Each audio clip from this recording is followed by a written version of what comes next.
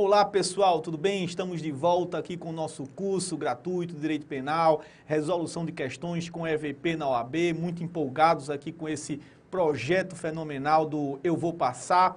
Vamos agora, como eu tinha dito no final do bloco anterior, ao 18ª questão, uma questão que, aliás, trata da matéria do erro acidental ainda, um erro realmente acidental que a gente fez em que a gente fez aquela abordagem, aquela esquematização muito importante para você e que agora você treina, consolida seu conhecimento através dessa questão prática de um outro exame de OAB. Vamos lá então, 18ª questão na sua tela vai aparecer agora, olha aí. Joaquim, desejoso de tirar a vida da própria mãe, acaba causando a morte de uma tia por confundi-la com aquela.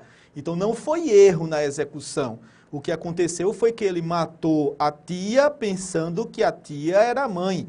Então você vai aplicar o artigo 20, parágrafo 3º do Código Penal, o erro quanto à pessoa, que diz que, nesse caso, você deve levar em consideração as qualidades da vítima que você pretendia atingir e não a da vítima que foi efetivamente atingida. Nesse caso, ele vai responder pelo homicídio da tia como se tivesse matado a mãe. Então, a agravante genérica de praticar crime contra a ascendente vai ser aplicada, portanto, a Joaquim. Tendo como referência a situação acima, é correto afirmar que Joaquim incorre em erro. Vamos lá, então. Em erro, letra A, de tipo essencial. Opa, o erro quanto à pessoa não é um erro de tipo essencial que exclui, portanto, o dolo. É um erro de tipo, como a gente viu, acidental. Então já está errado por aí, né? Inclusive ele diz essencial, excusável, inevitável e deverá responder pelo crime de homicídio sem incidência, enfim, totalmente errada a letra A. Letra B. Houve erro de tipo acidental, na modalidade error in persona, como eu já tinha dito a vocês, e deverá responder pelo crime de homicídio com a incidência da agravante relativa ao crime praticado contra a ascendente, mesmo que a vítima não seja de fato a sua genitora. Perfeito, o erro contra a pessoa do artigo 20, parágrafo 3º, determina, portanto, essa consequência. A letra C diz que há um erro de proibição, não tem sentido, e mais uma vez a letra D diz que há um erro de tipo essencial. Também não faz sentido ser erro essencial, porque não houve um erro sobre uma elementada infração penal. Ele queria praticar um crime de homicídio e realmente concretizou o seu objetivo. Se equivocou apenas em relação à pessoa sobre a quem o crime poderia recair. Vamos agora à questão 19, você está preparado, está preparada, tranquilo? Vamos lá, questão 19 na sua tela, olha só, exame 11º exame de OAB do ano 2013, o enunciado é o seguinte: Débora estava em uma festa com seu namorado Eduardo e algumas amigas, quando percebeu que Camila, colega de faculdade, insinuava-se para Eduardo. Cega de raiva, Débora esperou que Camila fosse ao banheiro e a seguiu. Chegando lá e percebendo que estavam sozinhos no recinto, Débora desferiu vários tapas no rosto de Camila, causando-lhe lesões corporais de natureza leve. Então, Camila aí, né, Débora, né, no caso, ofendeu a integridade física de Camila por ciúme, né, por estar com ciúme do Eduardo aí, que seria o pivô dessa discussão, né, de todo esse atrito entre as duas moças. Aí o que acontece é o seguinte, olha só, que a questão continua. Camila, por sua vez, atordoada, não é, com o acontecido, ela somente deu por si quando Débora já estava saindo do banheiro, vangloriando-se ainda da surra dada. Neste momento, com ódio de sua algoz, Camila levanta-se do chão, agarra Débora pelos cabelos e a golpeia com uma tesourinha de unha que carregava na bolsa, causando-lhe lesões de natureza grave, não é? Enfim, como mulher leva muita coisa na bolsa, né? Então não é de se estranhar que ela tivesse uma tesourinha nesse momento. E terminou causando lesões corporais de natureza grave na vítima, nesse caso, agora a vítima Débora. Com relação à conduta de Camila, assinale a afirmativa correta. Então não está preocupado muito com a Débora. Realmente a Débora agiu de forma censurável, de forma reprovável. Ela acompanhou a Camila até o banheiro, desferiu alguns golpes, praticou lesões corporais leves. O problema que a questão está querendo aqui é justamente a conta de Camila. Depois de vítima da lesão corporal, vendo que o agente delituoso, no caso a criminosa, né, Débora, saiu se vangloriando da surra que deu, né? Aquela mulher não vai fazer mais nada contra o meu namorado, quero ver agora ela dar em cima do meu namorado, enfim, coisas desse tipo deve ter dito, né? Então a Camila, dominada por violenta emoção, dominada pela violenta emoção, logo após essa injusta provocação da vítima, foi isso que ficou caracterizado. Ela estava dominada pela violenta emoção, logo após essa injusta provocação da vítima, com muita raiva, abriu sua bolsa, pegou a primeira tesourinha que ela viu e começou a desferir golpes contra essa moça, a Débora. Então, nesse caso, eu posso dizer que a Camila estava em legítima defesa? Claro que não. Vejam, a legítima defesa é causa de exclusão de ilicitude, segundo elemento do crime. Crime é fato típico, antijurídico e culpável, não é? Para que o fato típico seja considerado crime, ele tem que ser contrário ao direito, ele tem que ser antijurídico, que é a mesma coisa de dizer que ele deve ser ilícito.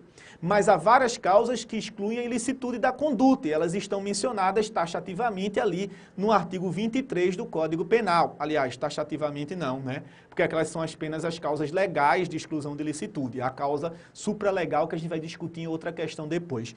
Então, as causas de exclusão de ilicitude legais estão no artigo 23. Quais são? Diz lá, é lícito o fato quando a gente o pratica em, você já abriu o seu código, né? Em estado de necessidade, está no inciso 1, legítima defesa, inciso 2, estrito cumprimento de dever legal e exercício regular do direito no inciso 3. Então, inciso 1, você tem estado de necessidade, no inciso 2, legítima defesa, inciso 3, estrito cumprimento de dever legal, exercício regular de um direito. O Código Penal não exaure a legítima defesa somente ao inciso 2 do artigo 23. O Código Penal, no artigo 25, conceitua a legítima defesa dizendo assim: entende-se em legítima defesa quem, utilizando-se moderadamente dos meios necessários, repele injusta agressão, atual ou iminente, a direito seu ou de outrem. Então, o que configura a legítima defesa é a repulsa, é o rechaço a uma agressão injusta humana. Que seja essa agressão que você rechaça, atual ou iminente. Que esteja a agressão acontecendo ou esteja prestes a acontecer. Perceba que quando Camila abre a bolsa, pega a tesourinha e vai desferir golpes contra Débora, já não existe mais nenhuma agressão injusta contra ela. A agressão era passada, a agressão já tinha acontecido. Então o que ela estava fazendo, Camila, era se vingando, ela estava se vingando com muita raiva, dominada pela violenta emoção logo após a injusta provocação da vítima, ela teve vontade então de desferir aqueles golpes contra a Débora, que seria a vítima dessa lesão corporal, tá? Então não houve legítima defesa nesse caso, não houve rechaço a uma agressão injusta, porque Camila não estava sendo mais agredida. Se Camila tivesse aberto a sua bolsa e tivesse dado as tesouradas na Débora durante o momento em que estava sendo agredida lá dentro do banheiro, aí haveria, logicamente, legítima defesa por parte dela. Mas como ela esperou que a Débora saísse do banheiro, se vangloriando da surra que tinha dado, né, e dominada pela violenta emoção, só agiu nesse momento, ela estava se vingando. E, obviamente, que o direito não ampara essa vingança. Agora, claro que a censura dela não vai ser tão maior, justamente porque ela tem em seu benefício uma causa de privilégio, o fato de estar dominada pela violenta emoção, logo após, logo em seguida, a injusta provocação da vítima, que foi justamente a provocação que a Débora praticou, dando golpes nela, praticando lesões corporais e ainda saindo cantarolando e dizendo que tinha dado uma surra na pobre da Camila, que agora não é mais tão pobre assim porque se tornou agressora. Mas não há legítima defesa, isso é que é importante destacar. Vamos lá então para as nossas alternativas, as alternativas que a questão apresentou. Vamos então à nossa tela. Com relação à conta de Camila, assinale a afirmativa correta. Letra A, agiu em legítima defesa. Coisa nenhuma. Não havia mais agressão injusta, atual ou iminente. A agressão era passada. B, agiu em legítima defesa, mas deverá responder pelo excesso. Não havia legítima defesa a configurar o excesso.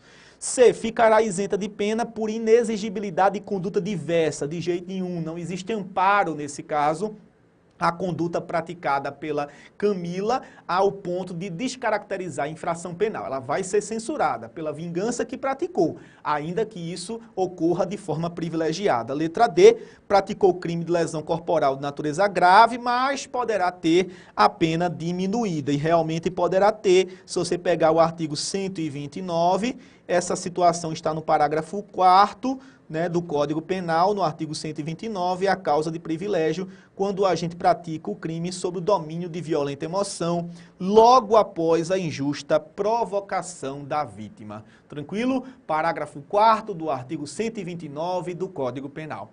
Vamos a mais uma questão, pessoal, tudo bem?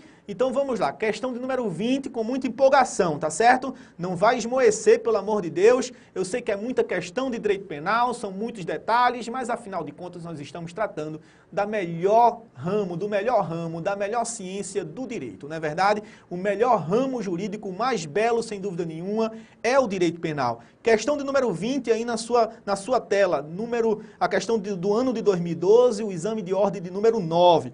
Acerca das causas excludentes de ilicitude e extintivas de punibilidade, assinale a afirmativa incorreta. Ele quer a afirmativa errada.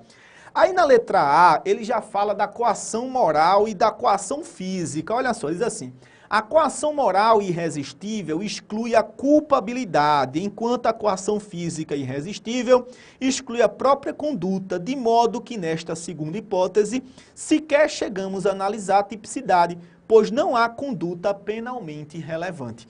A alternativa está corretíssima, mas eu preciso fazer uma abordagem com vocês em relação à questão da coação. Eu vou fazer um esqueminha agora para você. Você vai anotar esse esqueminha aí, tá? Porque ele é muito importante para você conhecer as consequências jurídicas da coação dentro da estrutura do crime. A gente está estudando a teoria do crime. A coação interfere na teoria do crime, mas vai interferir de maneira diferente a depender da coação ser física ou da coação ser moral.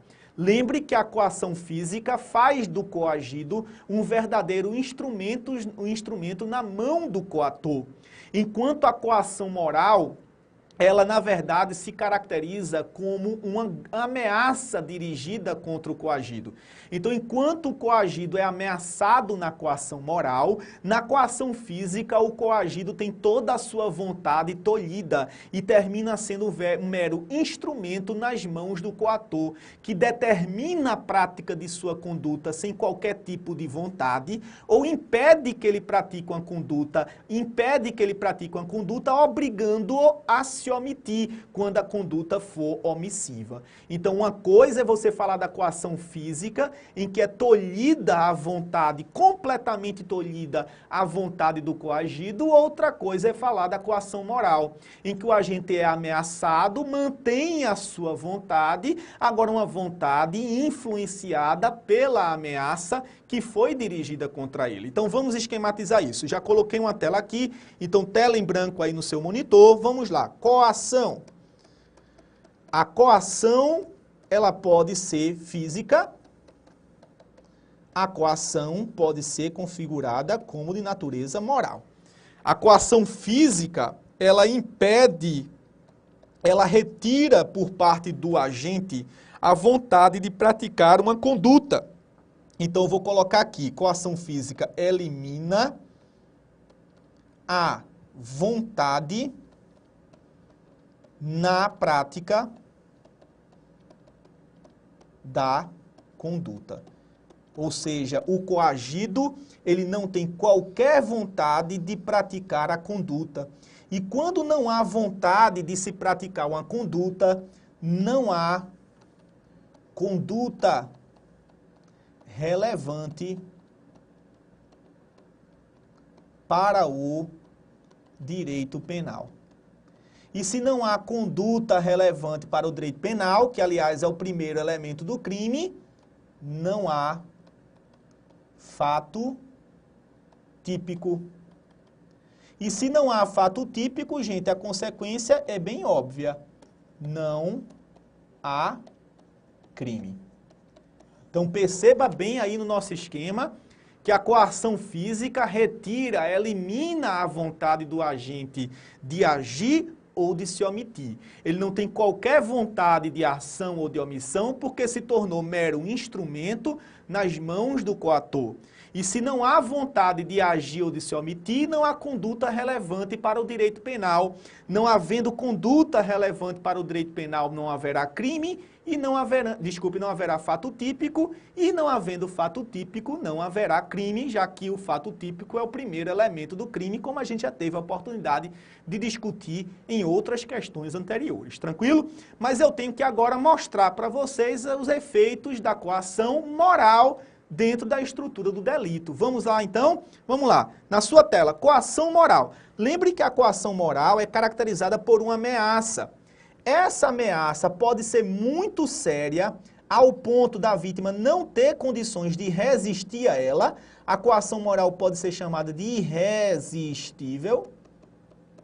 E a coação moral pode ser não tão séria, a ameaça não tão séria, que é o ponto de considerar essa coação moral como sendo resistível.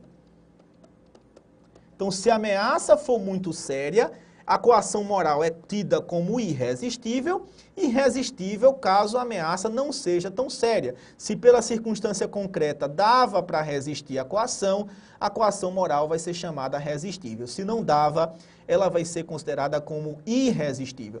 Se a coação moral é irresistível, numa situação de coação moral irresistível, haverá, por parte do coagido, uma inexigibilidade, conduta diversa, ausente. Ausente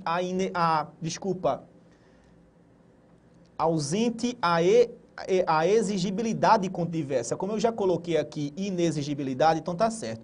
Quando a coação moral é irresistível, há uma inexigibilidade de conduta diversa, que alguns chamam de inexigibilidade de conduta conforme o direito.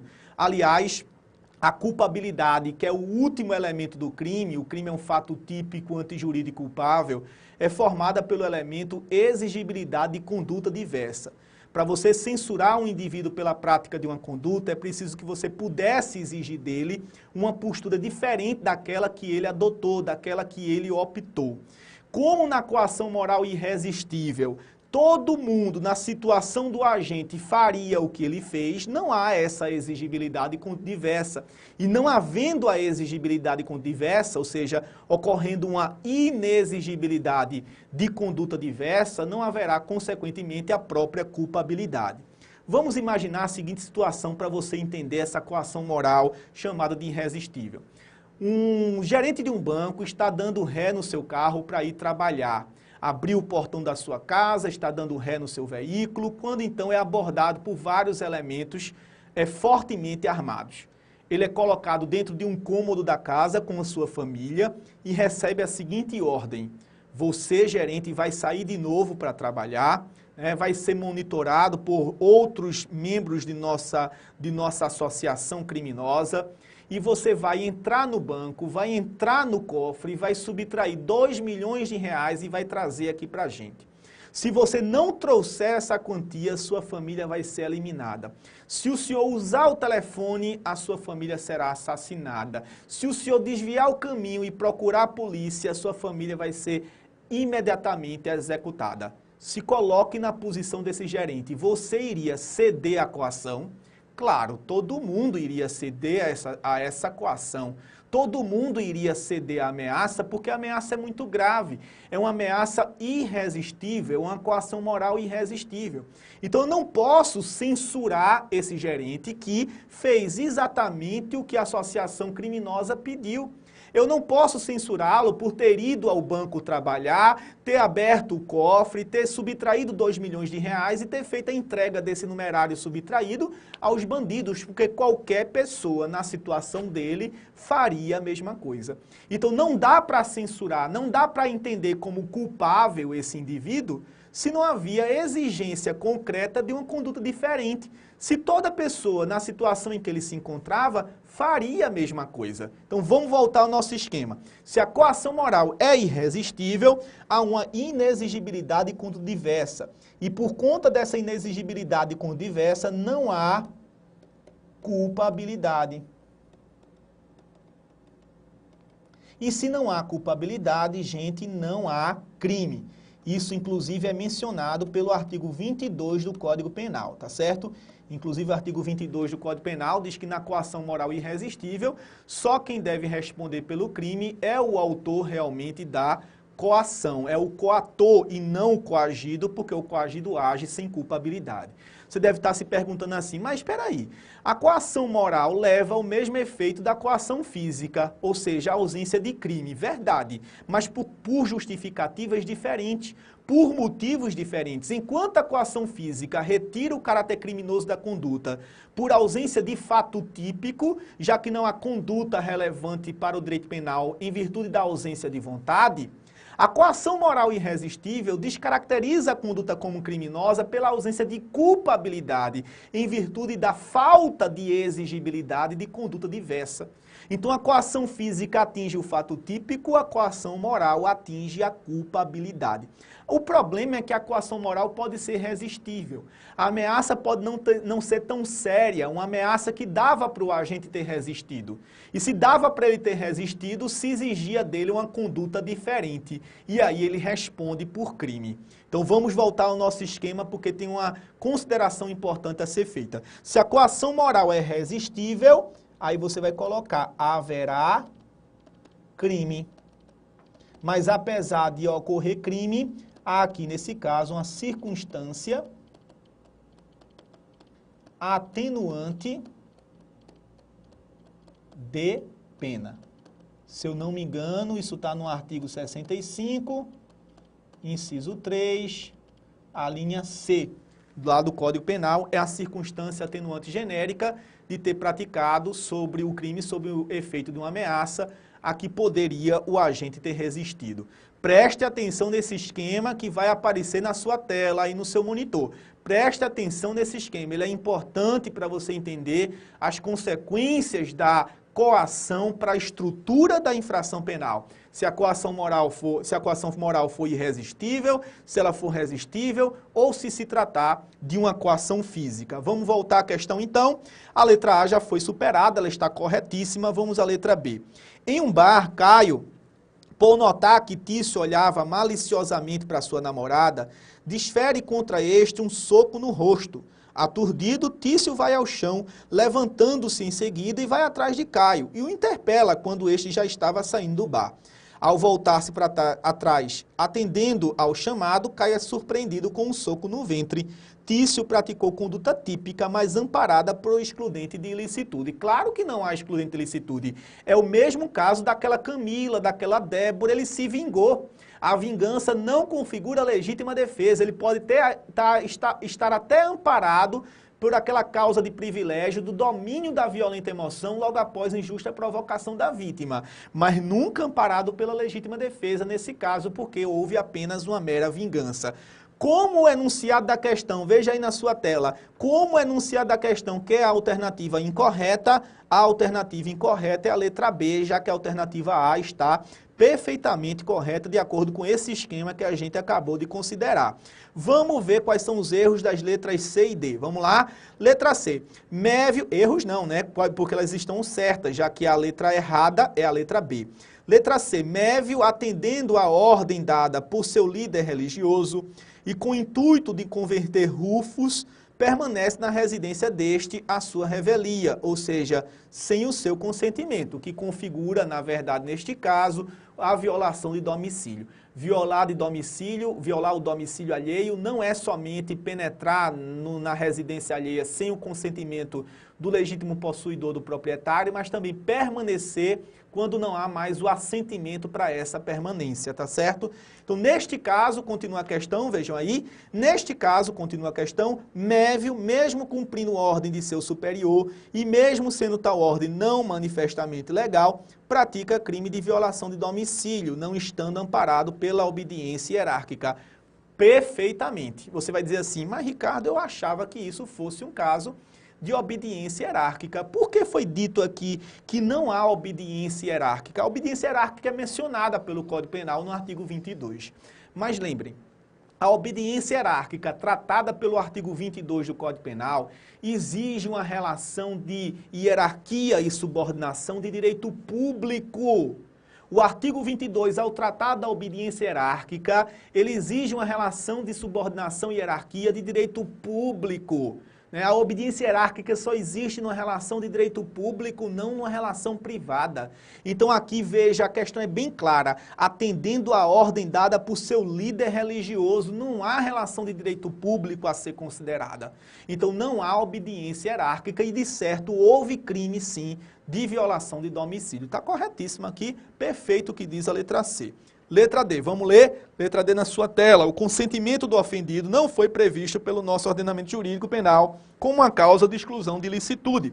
Todavia, sua natureza justificante é pacificamente aceita, desde que, entre outros requisitos, o ofendido seja capaz de consentir e que tal consentimento recaia sobre o bem disponível. Então, os requisitos que ele coloca aqui para o consentimento do ofendido, causa supralegal de exclusão de ilicitude, são os seguintes, O ofendido seja capaz de consentir e o consentimento recaia sobre bem disponível. Corretíssimo, vamos explicar isso.